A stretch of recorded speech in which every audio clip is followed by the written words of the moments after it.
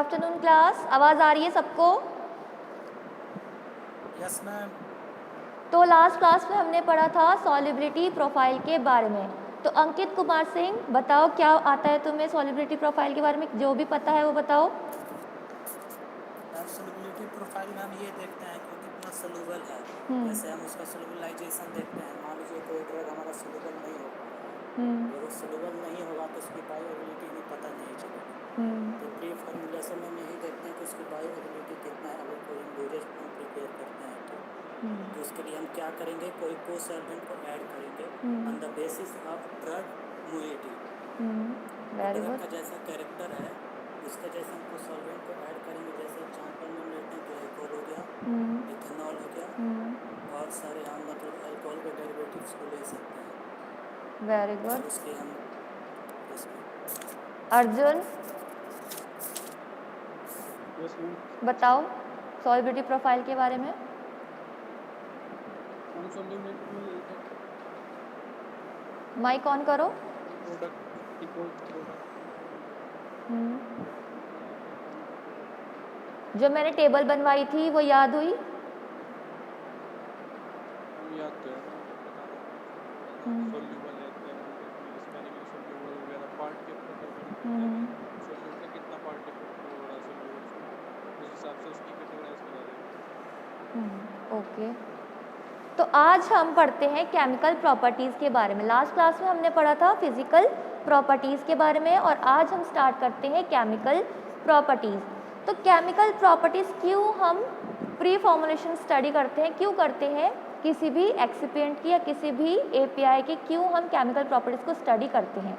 इसलिए करते हैं ताकि हम इनिशियली इन्वेस्टिगेट कर सके कि केमिकली वो अपनी प्रॉपर्टीज़, जो हमारा एपीआई है या फिर हमारा एक्सिपिएंट है, वो केमिकली किसी और से रिएक्ट तो नहीं कर रहा है। ये सब चीज़ें देखने के लिए हम इनिशियल स्टेज पे ही, यानी कि पहले ही हम इन्वेस्टिगेट कर लेंगे ताकि जो हमारी डोजेस फॉर्म हो वो एक प्रॉपर डोजेस फॉर्म बन सके। और किस लिए कर सकते हैं केमिकल प्रॉपर्टी स्टडी? ताकि हम ड्रग की शेल्फ लाइफ को देख सके, शेल्फ लाइफ को स्टडी कर सके। कौन बताएगा क्या होता है shelf life? Baburam, shelf life क्या होती है? किसी भी ड्रग की अगर शेल्फ लाइफ की बात करें तो क्या मतलब है शेल्फ लाइफ का? Baburam Gupta.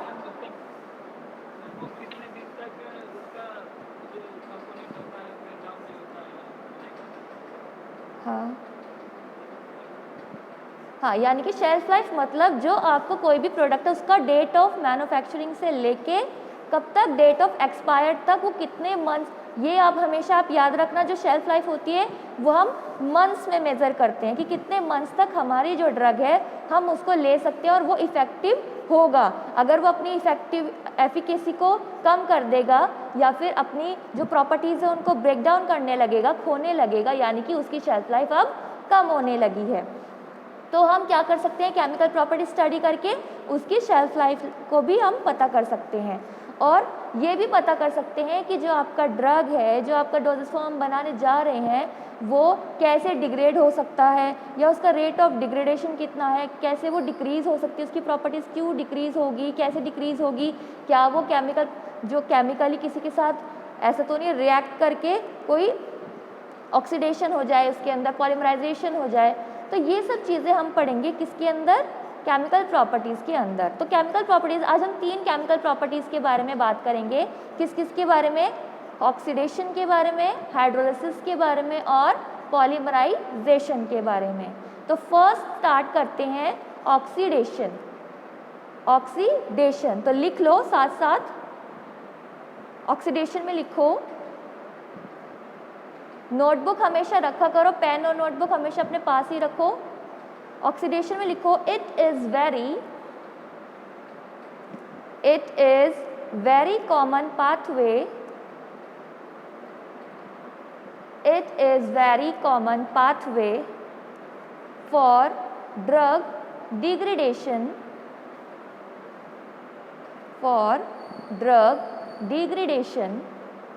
in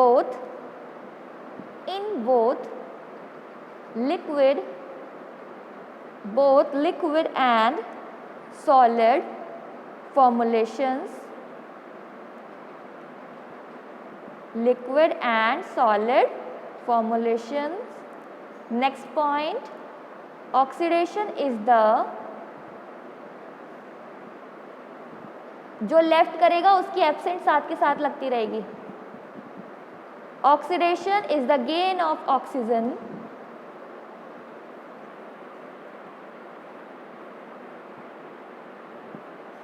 oxidation is the gain of oxygen, is the gain of oxygen, comma, loss of hydrogen, loss of hydrogen and oblique or loss of electrons, loss of electrons. Next लिखो, oxidation occurs in two ways, occurs in two ways. First, auto oxidation, second, free radical oxidation. तो oxidation क्या है? एक common pathway है जानने के लिए कि जो हमारी ड्रग की डिग्रेडेशन तो नहीं हो रहा, किन किन में, लिक्विड में भी देख सकते हैं और सॉलिड में भी देख सकते हैं. ऑक्सीडेशन में क्या होगा? गेन होगा ऑक्सीजन और लॉस होगा किसका? हाइड्रोजन का. अब ऑक्सीडेशन होते हैं दो टाइप्स में होते हैं, दो वेज में हो सकता है. एक होता है आपका ऑटो ऑक्सीडेशन, एक होता है फ्री रेडिकल ऑक्सीडेशन. अब ऑटो ऑक्सीडेशन का आप सिंपल एक एग्जाम्पल ले सकते हैं. जैसे आपका आयरन होता है, आयरन में क्या होती है? रस्टिंग हो जाती है, यानी कि जंग लग जाता है. तो वो जंग कैसे लगता है? अगर आपकी एयर या फिर वाटर की प्रेजेंस में क्या हो, आपका जो आयरन है वो रिएक्ट करके क्या कर जाएगा? आयरन ऑक्साइड में चेंज हो जाता है, ऑक्सीडाइज्ड हो जाता है. आयरन आपका आयरन ऑक्साइड में ऑक्सीडाइज्ड हो जाता है और जब वो आयरन ऑक्साइड में जब चेंज हो जाता है तो आयरन ऑक्साइड को हम रस्ट बोल देते हैं, यानी कि जंग लग चुका है. तो एक एग्जाम्पल है ऑटो ऑक्सीडेशन का. और फ्री रेडिकल जो ऑक्सीडेशन है इसमें आपके पार्ट्स होते हैं. पहले इनिशिएशन होता है, प्रोपेगेशन होता है, डिकम्पोजिशन होता है, टर्मिनेशन होता है.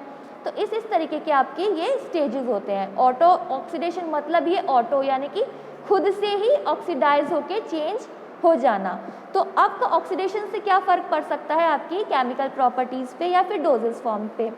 अगर आप सपोज करो आपका कोई ड्रग है और वो क्या करता है, वाटर की या फिर एयर के प्रेजेंस में ऑक्सीडाइज हो जाता है और ऑक्सीडाइज होने से अपनी प्रॉपर्टी को क्या करेगा? खो देगा, अपनी प्रॉपर्टी को खोने लगेगा. तो उससे क्या होगा? जो हमारी डोजेस फॉर्म बनेगी फॉर्मुलेट होने के बाद, वो हमारी जो डोजेस फॉर्म होगी वो प्रॉपरली नहीं बनेगी और वो क्या हो सकती है? उसका ब्रेकडाउन हो सकता है. उसकी जो ड्रग की डिग्रेडेशन है वो प्रॉपर नहीं होगा, वो ड्रग डिसोल्यूशन को इफेक्ट कर सकता है, आपका ड्रग डिसइंटीग्रेशन को इफेक्ट कर सकता है. अब ड्रग डिसइंटीग्रेशन क्या होता है? यानी कि जब हम कोई भी टैबलेट लेते हैं तो वो क्या होता है, टैबलेट जैसे ही बॉडी के अंदर जाता है वो डिसइंटीग्रेट होता है, यानी कि टूटती है, छोटे छोटे पार्टिकल्स में टूटती है. अगर ऑक्सीडाइज हो जाएगी तो ऐसा भी हो सकता है कि वो ड्रग डिसइंटीग्रेशन को थोड़ा ज़्यादा कर दे. अगर उसको डिसइंटीग्रेट होना था 2 मिनट में और वो हो रही कितनी देर में है? आधे घंटे में. तो वो अपना इफेक्ट कितनी देर में शो करेगी? क्योंकि जब पहले क्या होगा, पहले तो डिसइंटीग्रेट होगी, उसी के बाद तो एब्जॉर्प्शन होगा उसका, तभी तो डिस्ट्रीब्यूशन होगा, तभी मेटाबॉलिज्म होगा. तो सब जो आपकी स्टेजेस होती हैं तभी होगा जब आपकी कोई भी ड्रग डिसइंटीग्रेट करेगी बॉडी के अंदर. तो इस वजह से ये भी देखना होगा, चेक करना होगा कि जो आपकी ड्रग है, एपीआई है या फिर कोई एक्सिपिएंट्स हैं, उनके अंदर ऑक्सीडेशन तो नहीं हो रहा है. अगर ऑक्सीडेशन होगा तो वो उसकी ड्रग डिसइंटीग्रेशन और ड्रग डिसोल्यूशन को अफेक्ट करेगा. अब नेक्स्ट लिखो, कौन कौन से फंक्शनल ग्रुप्स हो सकते हैं जिससे ऑक्सीडेशन हो सकता है. आपने देखा होगा जितने भी आपकी ड्रग्स होती हैं, अगर आपने मेडिसिनल केमिस्ट्री पढ़नी स्टार्ट कर दी है तो मेडिसिनल केमिस्ट्री में कोई भी आपका ड्रग है उसका स्ट्रक्चर होता है, मॉलिक्यूलर स्ट्रक्चर होता है. तो अब उसमें क्या होते हैं, कुछ फंक्शनल ग्रुप्स ऐसे होते हैं जो ऑक्सीडेशन को इंक्रीज कर सकते हैं. तो वो कौन कौन से फंक्शनल ग्रुप हैं जो आपकी ऑक्सीडेशन को इंक्रीज कर सकते हैं? तो वो होते हैं आपके फंक्शनल ग्रुप्स कौन कौन से. फर्स्ट लिखो सब्स्टिट्यूटेड एरोमेटिक ग्रुप. कौन कौन से फंक्शनल ग्रुप है? जो आपके हाई ससेप्टिबिलिटी होती हैं towards oxidation, functional group having high susceptibility towards oxidation. First, substituted aromatic group comma उस ब्रैकेट में लिखिए bracket टॉलिन TOLUENE टॉलिन comma phenols comma anisole comma substituted aromatic group bracket में लिखिए इसके एग्जाम्पल से कौन कौन से सब्स्टिट्यूटेड एरोमेटिक ग्रुप लगे होंगे तो आपका ऑक्सीडेशन ज़्यादा हाई ससेप्टिबल हो सकता है, ज़्यादा हो सकता है। टॉलिन TOLUENE टॉलिन comma phenols comma anisole ANISOLE anisole bracket close. Second है एल्कीन्स, फर्स्ट हुआ आपका सब्स्टिट्यूटेड एरोमेटिक ग्रुप, सेकेंड है एल्कीन्स, थर्ड है ईथर्स,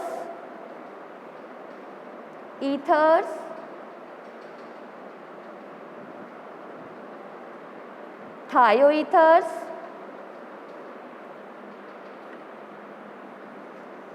amines,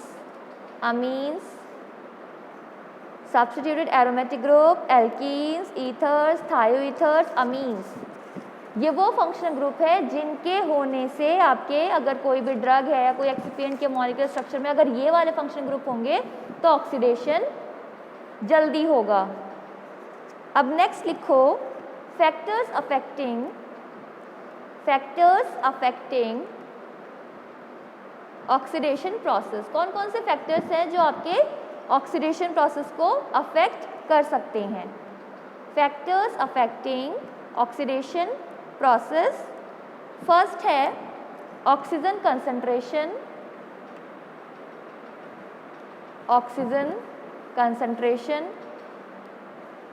सेकंड है लाइट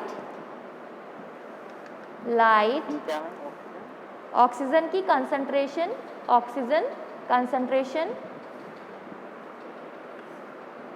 सेकंड है लाइट, थर्ड है heavy metals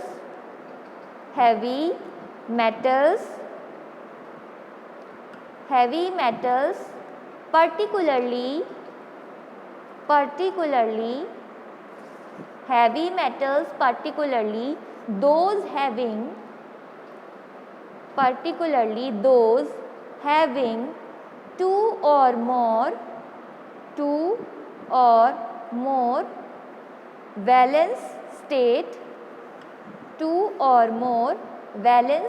state, next hydrogen and hydroxyl ion,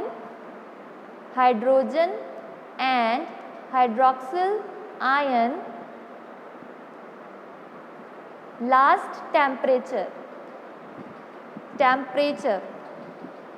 तो ये वो फैक्टर्स हैं जो आपके ऑक्सीडेशन प्रोसेस को अफेक्ट कर सकते हैं। कौन कौन से?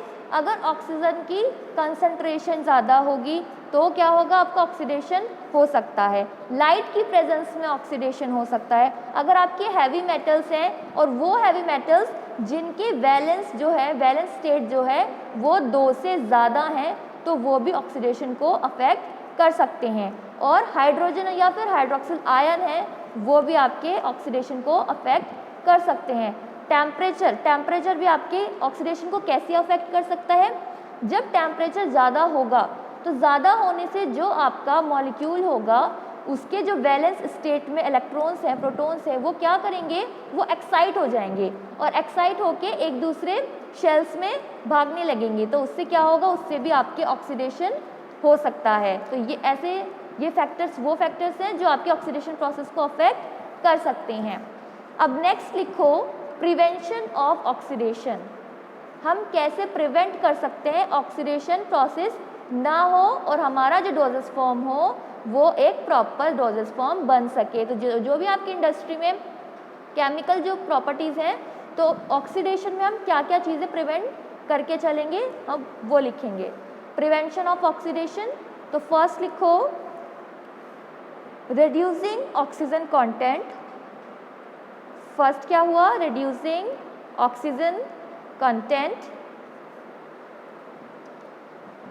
reducing oxygen content. Second,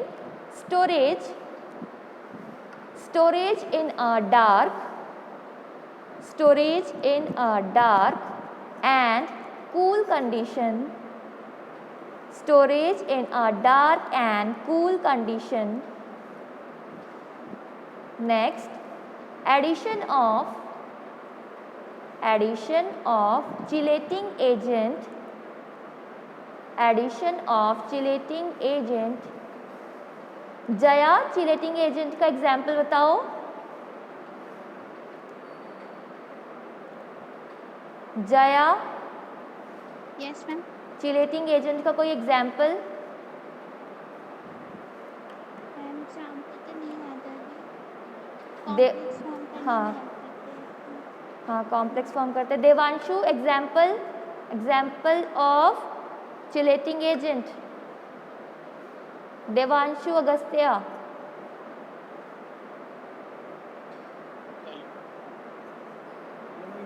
Devanshu, chelating agent, हाँ। चिलेटिंग एजेंट्स के एग्जांपल्स। बताओ। एक मेन होता है आपका जो आपने सुना होगा, EDTA, सुना है? कैपिटल EDTA, ये इसका आपका मेन जो होता है चिलेटिंग एजेंट का एग्जाम्पल होता है। आपने कई बार सुना होगा EDTA। क्या फुल फॉर्म होती है देवांशु EDTA की?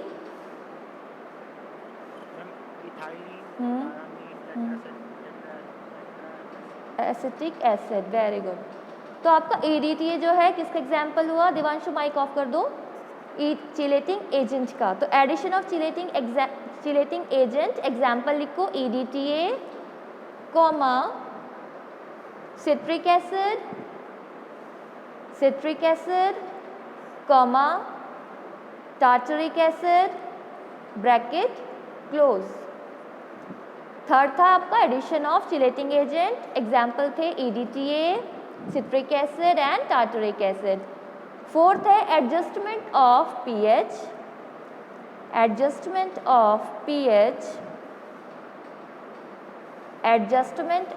pH, next changing solvent, example लिखो एल्डिहाइड्स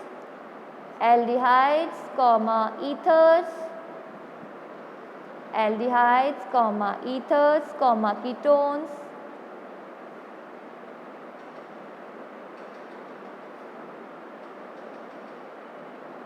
नेक्स्ट लिखो एडिशन ऑफ एन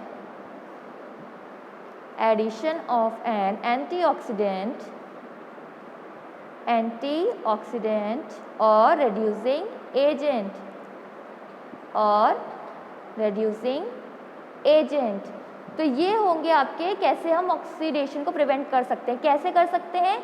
या तो हम रिड्यूस कर दें ऑक्सीजन के कंटेंट को, और कैसे करेंगे रेड्यूसिंग एजेंट यूज़ करके हम ऑक्सीजन की कंटेंट को रिड्यूस कर सकते हैं ताकि ऑक्सीडेशन ना हो।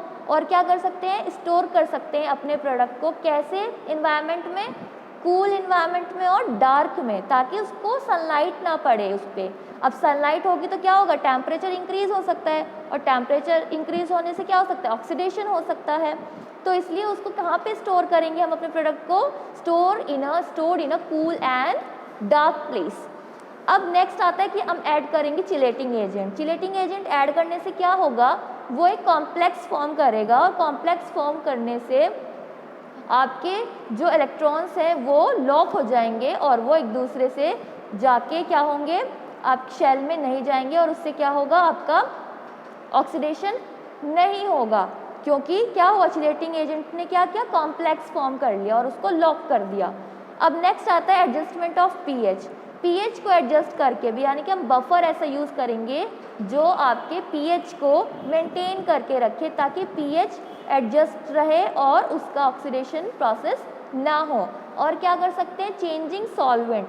चेंजिंग सॉल्वेंट मतलब जब हम कोई प्रोडक्ट बनाते हैं तो उसके फॉर्मुलेशन के टाइम पे, ग्रैनुलेशन के टाइम पे, जब हम ग्रैन्यूल्स बनाते हैं, हमेशा याद रखना जब भी आपका कोई फॉर्मुलेशन होता है तो जो स्टेजेस होती हैं वो कहाँ से स्टार्ट होती हैं, डिस्पेंसिंग से स्टार्ट होती है। डिस्पेंसिंग में क्या होता है, आपके रॉ मटेरियल्स आते हैं, सब आपके बल्क में आते हैं, वहाँ पे क्या होता है, वेट होता है आपके सारे पाउडर्स का, एपीआई का, एक्सिपिएंट्स का, वहाँ पे क्या होता है, वेट होता है डिस्पेंसिंग में। डिस्पेंसिंग होने के बाद आपका प्रोडक्ट आ जाता है ग्रैनुलेशन प्रोसेस में। ग्रैनुलेशन प्रोसेस में आने के बाद जो आपका प्रोडक्ट है, जो आपका रॉ मटेरियल्स है, उनके क्या बनाए जाते हैं, ग्रैन्यूल्स बनाए जाते हैं। और वो ग्रैन्यूल्स क्यों बनाए जाते हैं, ताकि अगर आपके पार्टिकल्स फाइन हैं, क्योंकि पार्टिकल्स सबके अलग अलग होंगे, यूनिफॉर्मिटी तो होगी नहीं बल्क में, तो क्या होगा, जो आपके पार्टिकल्स है वो यूनिफॉर्म शेप में नहीं रहेंगे, तो उससे क्या होंगे, वो इजीली कंप्रेस नहीं हो पाएंगे कंप्रेशन के टाइम पे, क्योंकि टैबलेट तो हमें बनानी है ना, तो उसके लिए हमें क्या करना पड़ेगा, ग्रैन्यूल्स बनाने पड़ेंगे ताकि जो आपके डोजेस फॉर्म है वो एक स्टेबल बन सके। तो क्या हुआ, ग्रैनुलेशन प्रोसेस हुआ, ग्रैनुलेशन में क्या हुआ, ग्रैन्यूल्स बने आपके प्रोडक्ट के, ग्रैन्यूल्स बने। ग्रैन्यूल्स के बाद आपके आता है कंप्रेशन।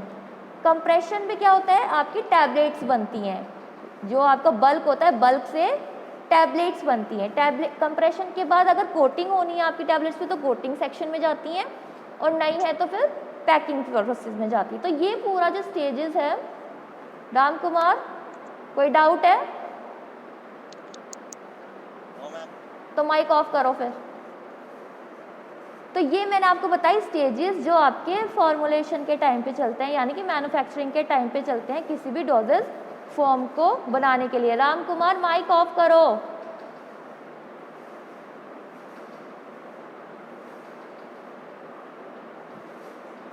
तो मैं बता रही थी आपका चेंजिंग सॉल्वेंट। तो ये जो सॉल्वेंट आता है ये हम ग्रैनुलेशन के टाइम पे उस ऐड करते हैं। जैसे कि अगर हम कोई लिक्विड बना रहे हैं, सिरप बना रहे हैं, तो उसमें हम सॉल्युबलाइजिंग एजेंट डाल देंगे, सस्पेंडिंग एजेंट, सस्पेंशन बना रहे हैं तो सस्पेंडिंग एजेंट डालेंगे, और ग्रैनुलेशन में लुब्रिकेशन के टाइम पे लुब्रिकेंट ऐड करते हैं। तो जो ये सॉल्वेंट है, ये हम कैसा सॉल्वेंट यूज़ करें, ऐसा सॉल्वेंट यूज़ करें जो आपका जिसमें ऑक्सीडेशन ना हो। तो हम सॉल्वेंट्स को चेंज कर सकते हैं। कैसे सॉल्वेंट्स ले सकते हैं, एल्डिहाइड्स ले सकते हैं, ईथर्स ले सकते हैं, कीटोन्स ले सकते हैं, जो जिससे क्या हो, फ्री रेडिकल रिएक्शन ना हो और ऑक्सीडेशन ना हो।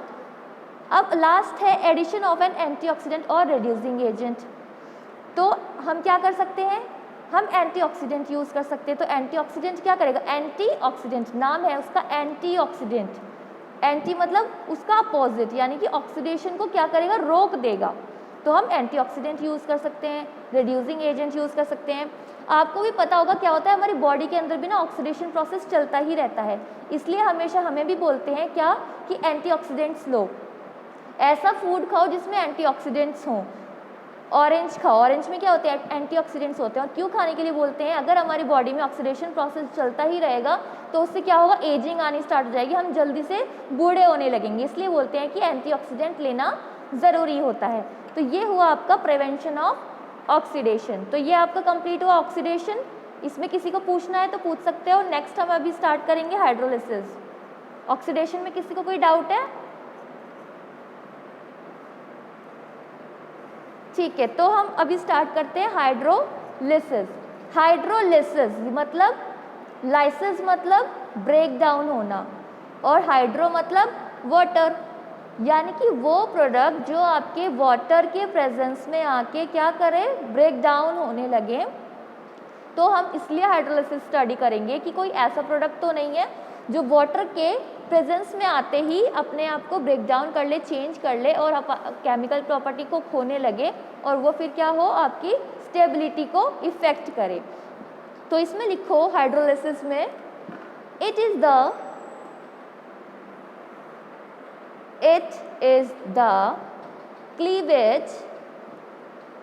cleavage of chemical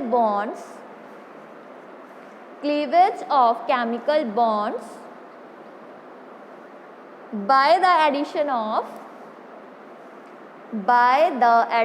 of water. It is the cleavage of chemical bonds by the addition of water. Next point, the reactions of water with another chemical compound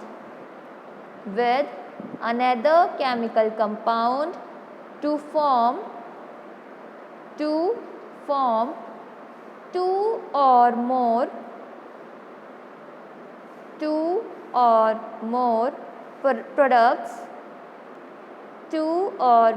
products involving ionization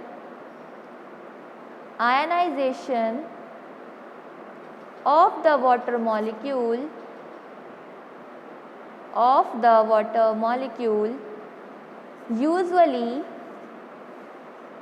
usually splitting the other compound. यानी कि water के add होते ही, यानी कि water के presence में आते ही जो इसके केमिकल बॉन्ड्स हैं वो टूटने लगते हैं.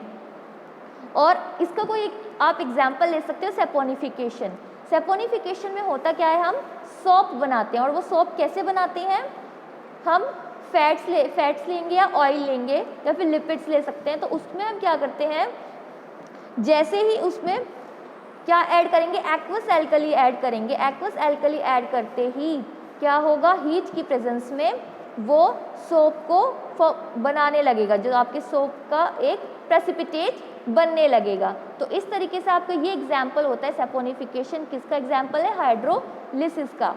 हम क्या करते हैं, अगर आप सपोज करो आपने कोकोनट ऑयल लिया और कोकोनट ऑयल में आपने ऐड किया NaOH.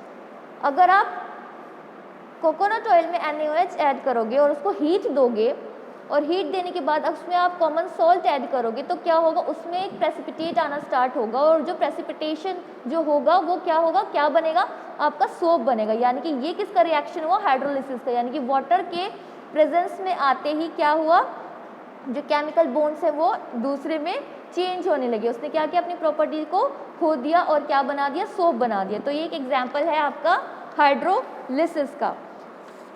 अब कुछ ऐसी कंडीशंस हैं जिसमें आपका ब्रेकडाउन हो सकता है वाटर का. तो लिखो हेडिंग, कंडीशंस दैट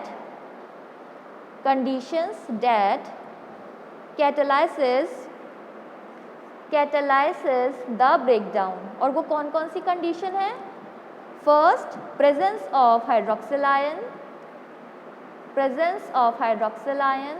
जया लिख रहे हो जो मैं लिखवा रही हूँ. Yes ma'am. फर्स्ट है presence of hydroxyl ion, second है presence of hydride ion. Third है presence of divalent ion.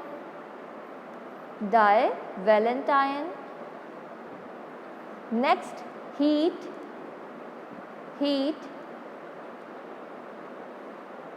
Next light.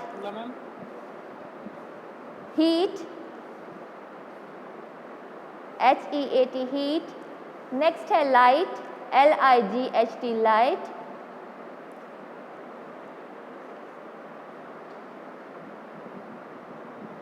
Next है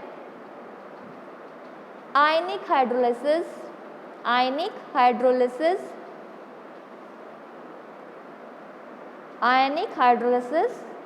लास्ट है हाई ड्रग कंसंट्रेशन.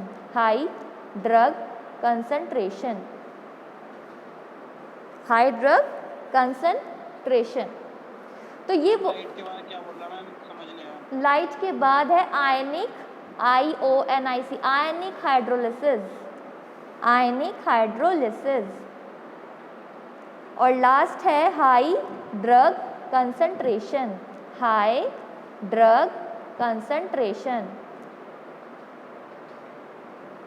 तो फर्स्ट है presence of hydroxyl ion, hydroxyl ion, presence of hydride ion, second. Third है presence of divalent ion, fourth heat, next light, next ionic hydrolysis, last high drug concentration. तो ये वो conditions है जिसमें क्या हो सकता है, जल्दी आपका ब्रेकडाउन हो सकता है, हाइड्रोलिसिस हो सकता है। किस किस में, अगर आपके मॉलिक्यूलर स्ट्रक्चर में जो ड्रग है या फिर जो एक्सिपिएंट है उसमें किसका प्रेजेंस है, हाइड्रोक्सिल आयन का अगर है तो भी आपका हाइड्रोलिसिस हो सकता है। हाइड्राइड आयन है तो भी हाइड्रोलिसिस हो सकता है। डाइवेलेंट आयन है यानी कि 2 वैलेंस हैं तो तब भी हो सकता है। हीट है, लाइट है, आयनिक हाइड्रोलिसिस है, या फिर जो ड्रग है आपका उसका कंसंट्रेशन इतना ज़्यादा है कि वो क्या हुआ, उसका हाइड्रोलिसिस हो गया। तो ये वो कंडीशंस हैं जो आपको अफेक्ट कर सकते हैं, किसको, हाइड्रोलिसिस को। तो अब बात करते हैं हम इनको प्रिवेंट कैसे कर सकते हैं, हम हाइड्रोलिसिस से बचा कैसे सकते हैं अपने ड्रग को। तो फर्स्ट लिखो पीएच एडजस्टमेंट,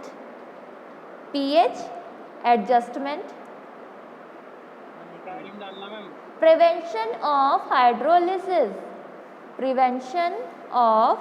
हाइड्रोलिसिस, कैसे हम हाइड्रोलिसिस से प्रिवेंट कर सकते हैं, प्रिवेंशन ऑफ हाइड्रोलिसिस। इसमें फर्स्ट है पीएच एडजस्टमेंट,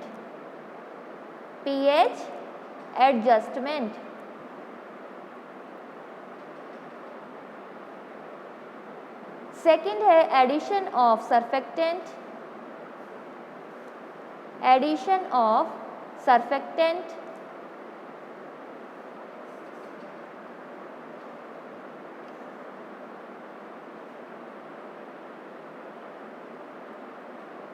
नेक्स्ट है salts and esters, by addition of salts and esters,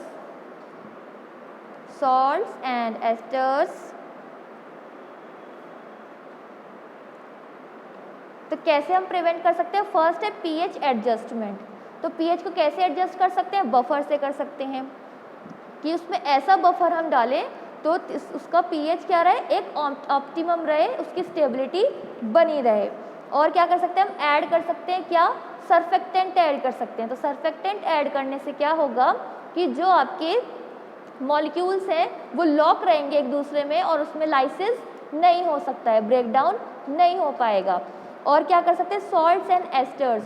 तो कैसे सॉल्ट्स एंड एस्टर्स ऐड करेंगे, ऐसे सॉल्ट्स एंड एस्टर्स ऐड करेंगे जैसे फॉस्फेट एस्टर्स हो गया। तो फॉस्फेट एस्टर्स डालने से क्या होगा कि जो आपका ड्रग है उसमें हाइड्रोलिसिस की प्रॉब्लम कम होगी और वो लेस सॉल्युबल सॉल्ट फॉर्म करेगा।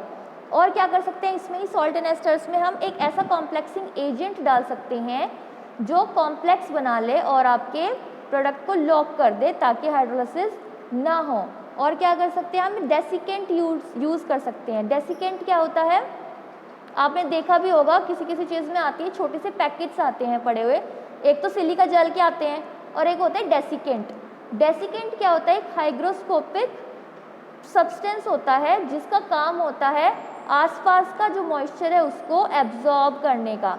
तो उससे क्या होगा, अगर एब्जॉर्ब किया उसने आसपास जितना भी मॉइस्चर है, यानी कि उसने वाटर को एब्जॉर्ब कर लिया, तो वाटर को एब्जॉर्ब किया यानी कि अब हाइड्रोलिसिस होगी ही नहीं। जब तक वाटर नहीं होगा तो हाइड्रोलिसिस होगा कैसे, क्योंकि उसको तो वाटर चाहिए ही चाहिए लाइसिस करने के लिए, ब्रेकडाउन करने के लिए।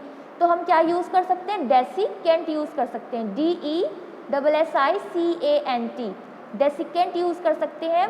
याद रखना डेसिकेंट क्या होता है, एक हाइग्रोस्कोपिक सब्सटेंस होता है जिसका काम होता है आसपास का जो मॉइस्चर है आपके एनवायरनमेंट में उसको एब्जॉर्ब कर लेना। अब उसको एब्जॉर्ब कर लेगा तो क्या होगा, वाटर तो रहेगा ही नहीं क्योंकि वो तो डेसिकेंट ने एब्जॉर्ब कर लिया है। तो इससे हम अपने प्रोडक्ट को किस चीज़ से बचा सकते हैं, हाइड्रोलिसिस होने से बचा सकते हैं। यानी कि जो आपका डेसिकेंट है वो हम as a drying agent use करते हैं अपने प्रोडक्ट में।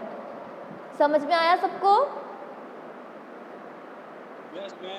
ओके, नेक्स्ट अब हम स्टार्ट करते हैं पॉलीमराइजेशन। फर्स्ट हमने पढ़ा ऑक्सीडेशन, फिर हमने पढ़ा हाइड्रोलिसिस, अब हम पढ़ते हैं पॉलीमराइजेशन। अब पॉलीमराइजेशन क्या होता है? पॉलीमराइजेशन में ये होता है कि जो आपके मोनोमर्स होते हैं वो क्या होते हैं, कन्वर्ट हो जाते हैं एक से ज़्यादा मोनोमर्स में, यानी कि पॉलीमर्स में बन जाते हैं। इसमें ज़्यादा कुछ नहीं है, एक डेफिनेशन लिख लो। Polymerization is a process, polymerization is a process of reacting monomer molecules together. हम रिपीट कर दो मैम एक बार please. Polymerization is a process of reacting monomer monomer molecules together in a chemical reaction to form polymer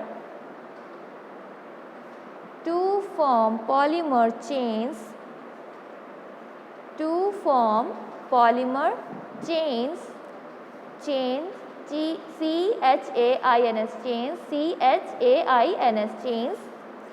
or three-dimensional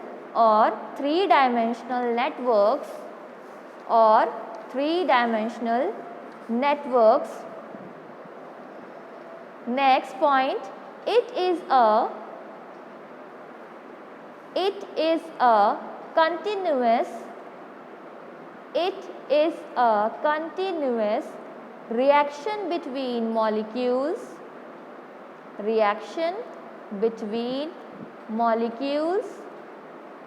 It is a continuous reaction between molecules. Next point, more than one monomer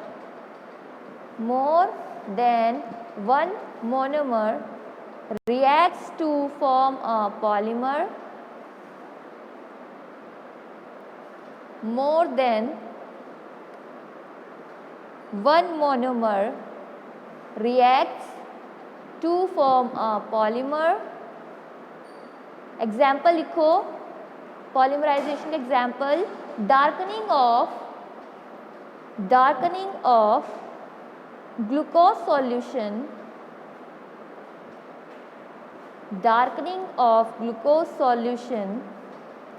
is due to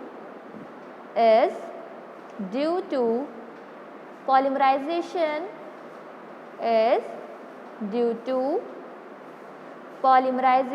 of breakdown product.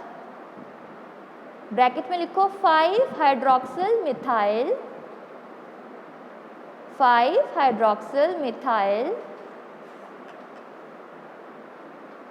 एक और example है इसका, 5-hydroxyl methyl 5-hydroxyl methyl। एक और example इसका शेलेक SHELLAC। शेलेक क्या है? एक पॉलीमर है जो हम यूज़ करते हैं टैबलेट कोटिंग में। शेलेक ऑन स्पेलिंग बोल देना मैम।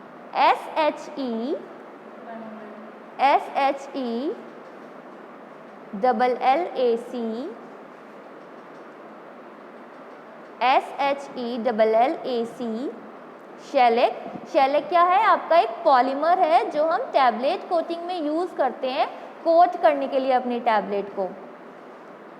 तो ये भी क्या करता है? शेलेक भी क्या हो सकता है? आपका पॉलीमराइज्ड हो जाता है, और पॉलीमराइज्ड होने के बाद ये क्या करता है? डिसोल्यूशन टाइम को और डिसइंटीग्रेशन टाइम को अफेक्ट कर देता है। तो हमें क्या चेक करना पड़ेगा? हमें पॉलीमराइजेशन भी चेक करना पड़ेगा कि आपके किसी भी प्रोडक्ट में पॉलीमराइजेशन तो नहीं हो रहा है, यानी कि जो आपका मोनोमर है वो कन्वर्ट होके पॉलीमर तो नहीं बन रहा है। और पॉलीमर होके क्या हो सकता है कि जो आपका प्रोडक्ट है उसका जो डिसइंटीग्रेशन टाइम है, डिसइंटीग्रेशन टाइम कौन सा हुआ? जब हमने कोई टैबलेट ली और वो बॉडी में जाके डिसइंटीग्रेट हुई पार्टिकल्स में। तो अगर वो बढ़ जाएगा तो हमारा एब्जॉर्प्शन भी बढ़ जाएगा।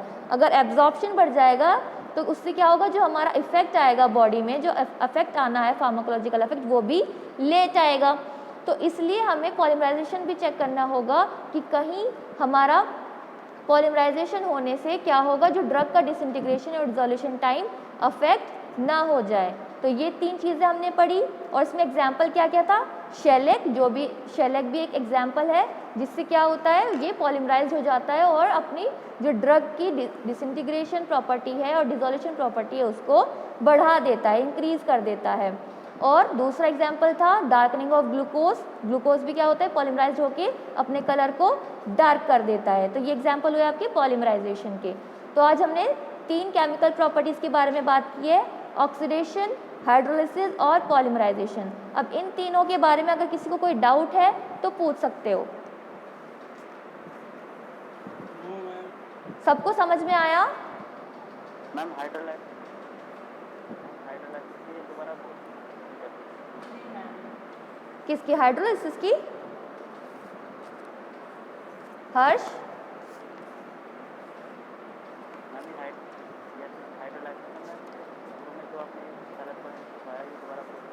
इट इज द डेफिनेशन लिखवानी है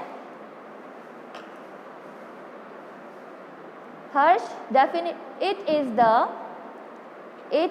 the cleavage CLEAVAGE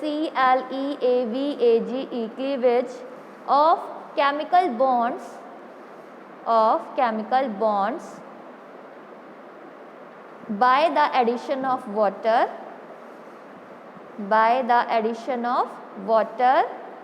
next point था द रिएक्शंस ऑफ वाटर। हो गया? और किसी को कुछ पूछना है? समझ में आया सबको? बाबूराम, देवांशु, जया, महर्षि, आया सबको समझ में? Yes ma'am. तो नेक्स्ट क्लास में हम स्टार्ट करेंगे रिडक्शन के बारे में और रेसिमाइजेशन के बारे में। तो ये 2 आपकी केमिकल प्रॉपर्टीज अभी बची ही हैं, हम नेक्स्ट क्लास में पढ़ेंगे। Thank you class.